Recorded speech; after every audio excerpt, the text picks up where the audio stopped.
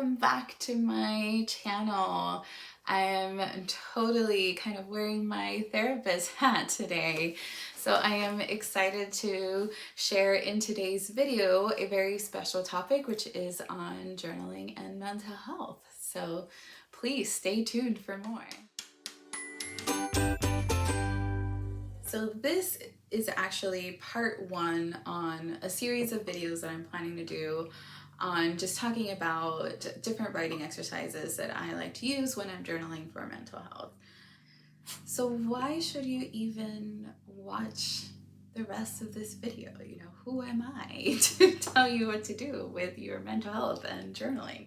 You know, first of all, I would say that I am a licensed psychologist. I do often recommend journaling as a coping strategy to my clients, and I get feedback from them that it really helps them. So that's one reason, number one. Second reason is that I have been journaling for many years now. You know, as far back as when I was in elementary school, it has just been a strategy that I have often used in coping with my mental health, most especially when I was feeling, you know, down and depressed. And then, you know, I guess along with that, third reason is that, you know, along with my experience with journaling, I do have, you know, social anxiety myself, depression, and I have a chronic illness. And so writing has just been just a wonderful coping strategy for me. And so I have that lived experience. You know, I'm a psychologist and also that lived experience where I can, you know, be confident in what I'm going to share with you today. So before we move on, please check out the disclaimer down below. Please do not take anything of what I say today as medical advice, and please, please, please always check in with your own providers on any of the information that I share today. I will share down below some mental health resources if you are interested as well. So I really kind of envisioned these series of videos as like, you know, kind of your everything guide in terms of journaling for mental health. So before I move on, I did want to share 2 tips with you. My first tip, especially if you have never tried writing as a coping strategy, is really just to start. You do not need, you know, the fancy, prettiest journal. Just grab whatever you have on hand. Chances are you probably have a notebook lying around your house somewhere, or, you know, go to your local store and just purchase a notebook, grab a pen, and just try it. Just get started. I feel like if you approach things with an open mind, you can really see, you know, is this something that's actually going to work for me? You want to give it some time. And, you know, I think also being like realistic with yourself. Like, I know I fell into this trap in that I would see, you know, like this gratitude journal, like walking down Target and I see a gratitude journal and I want to buy it, but I kind of have to pause and think to myself, like, no, I have a notebook at home.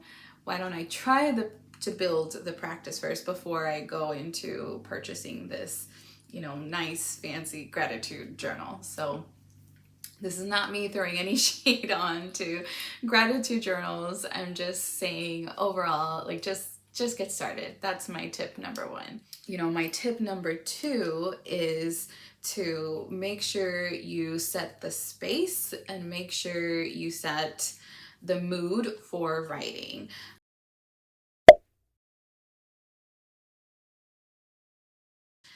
Now, what happens is, or at least, you know, kind of what my experience from, you know, both as a therapist and also myself doing the writing exercises, is that if I'm going through a difficult time or if I'm writing about an especially difficult situation, chances are there will be tears and I will be crying, and I need some time to kind of compose myself before I move on with my day.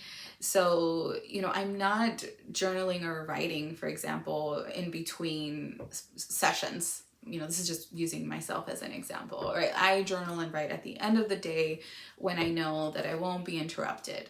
To set the mood, I usually light a candle, play some nice, classical music in the background or some mellow music. Like I really like Carla Morrison. So that's something that I might play while I'm writing. Sorry, please excuse my dog. I gave him a toy to keep him entertained, and you might hear him during the video. I would really try to set aside some time so that you're not interrupted, right? That's what I mean kind of by setting the space. And then you also want to make sure that you have some privacy while you're writing. So, and really just kind of be gentle with yourself as you like explore this writing process. Okay, so on to really the main exercise that I wanted to talk about for today's video.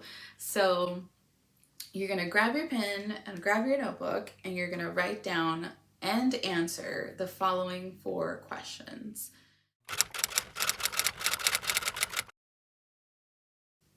So question number 1 is, what happened? This is getting at like, what was the trigger? What was the situation? Question number 2, what was I thinking? What was going through your mind while the situation was happening? Question number 3 is, what was I feeling? What was the emotion you were experiencing? And then question number 4 is, what did I do? Kind of really getting at what was the outcome, right? What was short term? What did I do? And then what was the consequence of all of that? So let me kind of switch over and give you some examples. Okay, so I have my notebook and my pen ready. So I'm just going to write the questions and then answer them. So the first question is, what happened? And then, what was I thinking? Then what was I feeling? And then what did I do and what was the outcome? So what did I do? Like, what is my action and what was the outcome? So if you are like me, where I have a hard time predicting how much I'm going to write in each section, you can also just like write the questions down on a sticky note and then just write. Like you can just, put the date of the entry, and then just answer like, this is what happened, and answer the questions. So I'm gonna get a little vulnerable here and share an example while filling this out. So I'll use a past example. So I was going to say I used to have a lot of anxiety while driving, but that is still the case. I've just, continued to practice driving despite the anxiety. But when I was in graduate school, I started taking some beginning ballet classes, and I was scared to drive downtown and try to find parking. So under what happened, I would write, I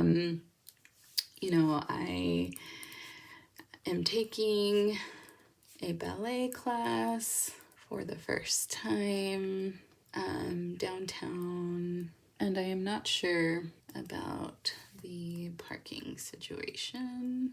So this is the trigger, right? Uncertainty is what I talk about with my clients a lot, that, at the end of the day, at the root of anxiety is uncertainty. We have a hard time with it. So there's what happened, and then what was I thinking? So I was thinking, what if I have to parallel park and cars honk at me? Because that usually makes me kind of panic a little bit more. What if I start to cry? It's like, kind of, what if the anxiety is so much that I cry and I can't even park? I have to leave and I miss the class. You can see where the kind of spiraling can get here. So, I have to leave, I miss the class, and now I have wasted my money because at the time you had to play. I think most classes are like this, but we had to pay for the class ahead of time. So I can't park, I have to leave, and I miss the class. I waste my money. And, you know, what was I feeling? Of course, I was anxious. And this is something where, you know, I will spend, depending on the client, I'll spend some time just talking about identifying emotions. I will say that Brene Brown's book, The Atlas of the Heart, is a good resource to have if you want just kind of more guidance on helping identifying emotions.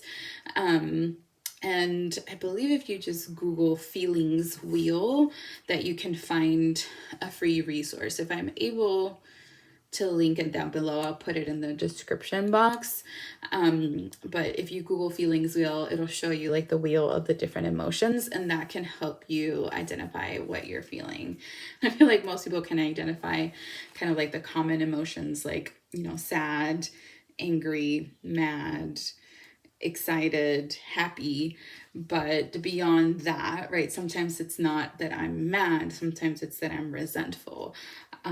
So this, what I'm saying is this is important. Like, you could go really into depth, and all the more reason, you know, to make sure that you, you know, talk to your therapist. I encourage you to go to therapy.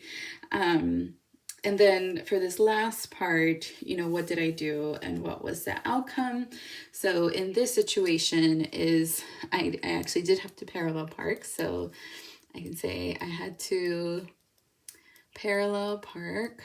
It was hard, but I did it. So yeah, so this is just an example of what an entry would look like. And, you know, I can reflect on it as well. Like, you know, I had to parallel park, and I remember that the car had to wait behind me, but they didn't honk at me. So kind of like, you know, my thought that, oh no, you know, cars are gonna honk at me, like that didn't happen. So just kind of something to reflect on that I could use, like, to help me maybe the next time I decide to drive somewhere where I am unsure about the parking situation. Kind of a reminder that, like, it was hard the last time, but I was able to do it when I went to the ballet class. And like I said, you know, you don't have to write the questions down like this. You know, if you're like me, you don't know how much space you're going to take, so you can put it on a sticky note. Like, I can do another example here. So I am going to share the thought of me starting this YouTube channel. Maybe someone is watching this and they want to start a YouTube channel, so I'll use that example. So I'll answer the first question, which is what happened.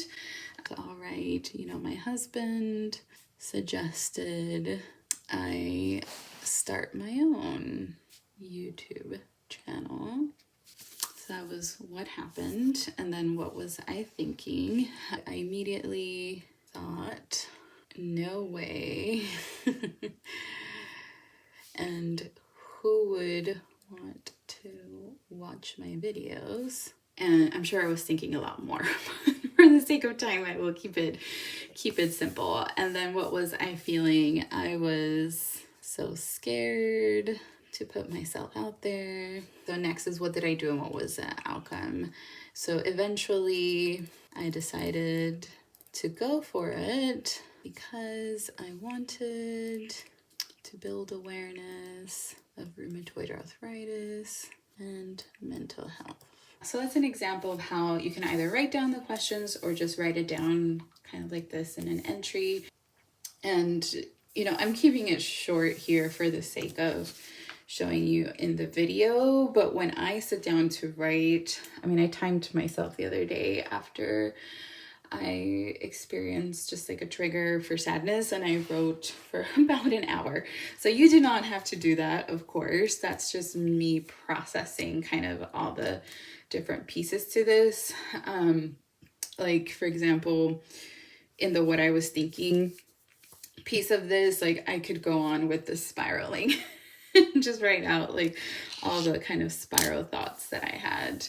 But yeah, I hope this gave you just a good example of how you can use these prompts to guide your writing.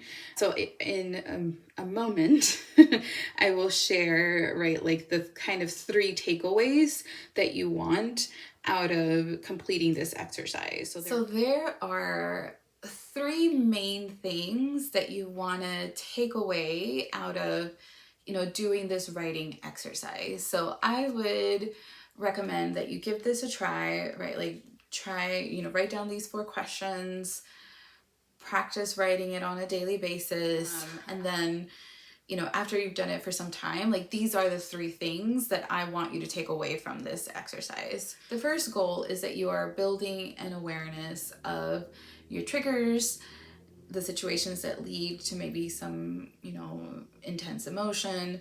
The second goal is that you are building insight into your thinking patterns. And then the third goal of this writing exercise is that it's helping you build motivation and identify your next steps. So I do want to share a little bit more about cognitive behavioral therapy, just to kind of give a little bit more context about why I'm recommending this exercise. But before I do that, already make sure to like and subscribe if you've enjoyed, the information that I've shared so far. But let's go back to cognitive behavioral therapy. Okay, so cognitive behavioral therapy, it is a specific type of treatment.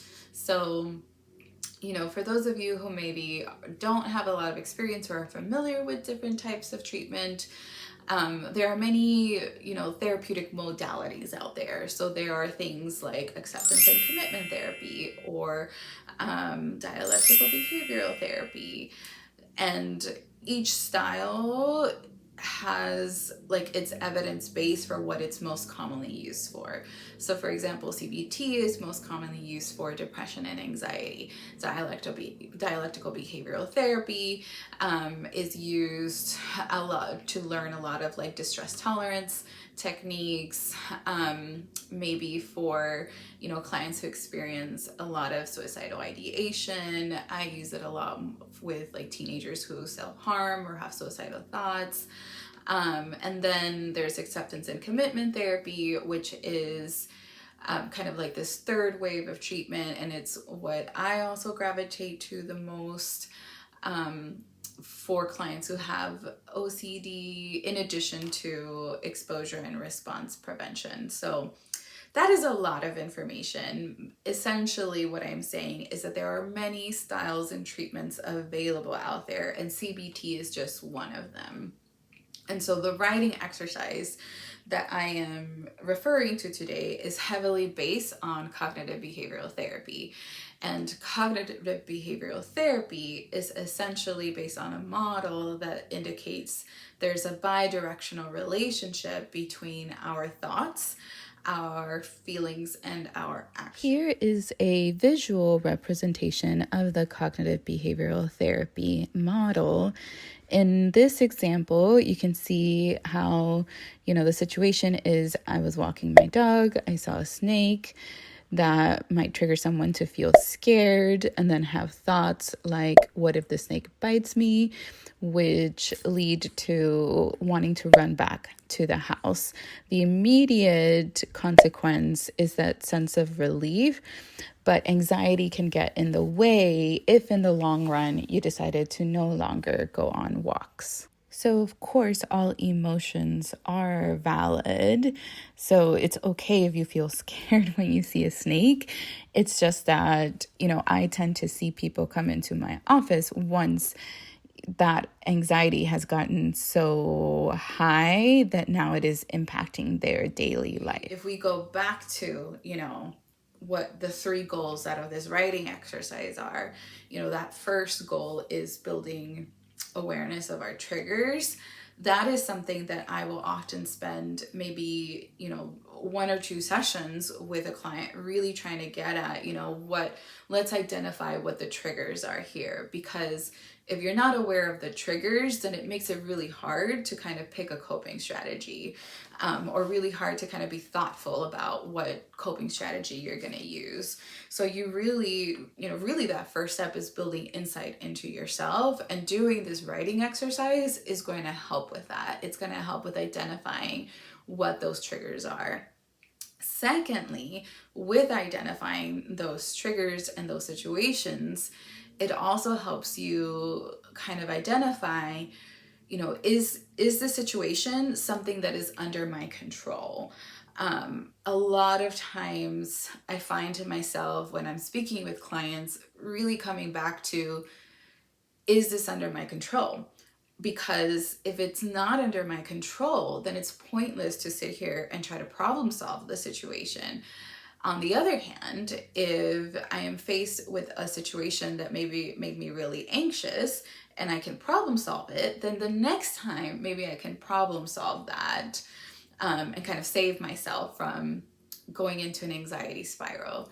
But I feel like building the awareness, like if you do this writing exercise on a daily basis, it can really help you understand what your triggers are, so you can be better prepared for them. So you can have your coping tools kind of, ready to be able to know what you're going to use when you're faced with situations that are similar to that. So that is kind of, the overarching first goal of doing this writing exercise. The second goal of this exercise is to build insight into your thinking patterns.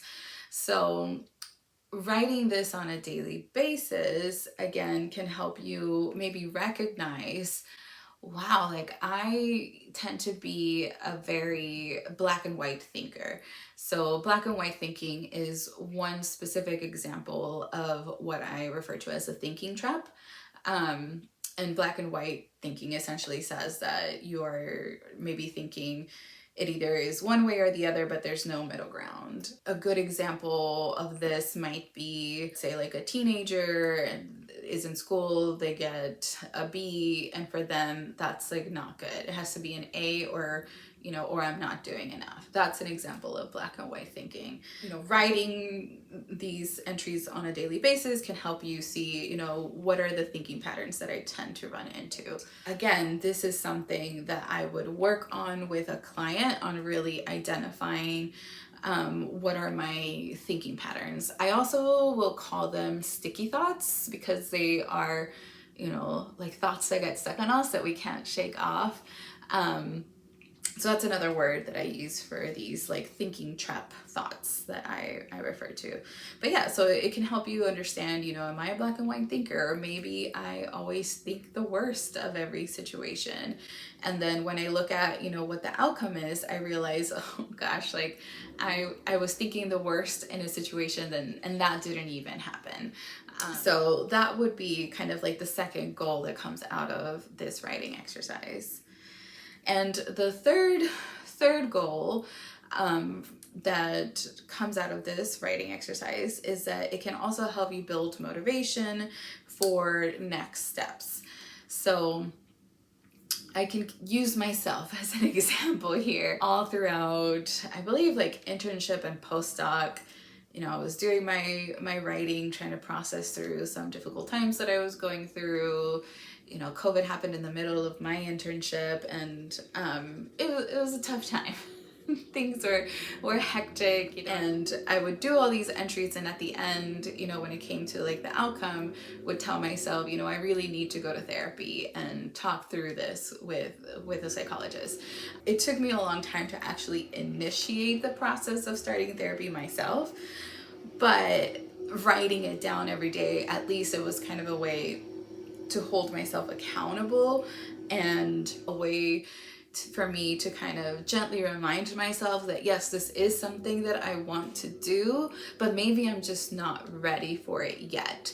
But if I keep writing about it, it kind of builds that motivation for me to kind of take that next step. That really kind of speaks to, if I kind of go back to the cognitive behavioral therapy triangle, the actions are the thing that I have control over. Like I don't have control of, you know, the emotions that I have, right? I always tell people, like, I wish I could walk into a closet and like put on my happy hat. But that is not the case, right? We cannot really control our emotions in that way, but we can control our actions, right? Like that is under our control. And so, you know, maybe I write an entry and I realized, you know, I was so anxious that I decided to, let's say I was so anxious to go driving, and I decided to not try out this new place downtown because I was too nervous about driving down there. That action that I took to not drive down there, you know, what the outcome of that, the consequence of that is that I missed out, right? I missed out on trying something new.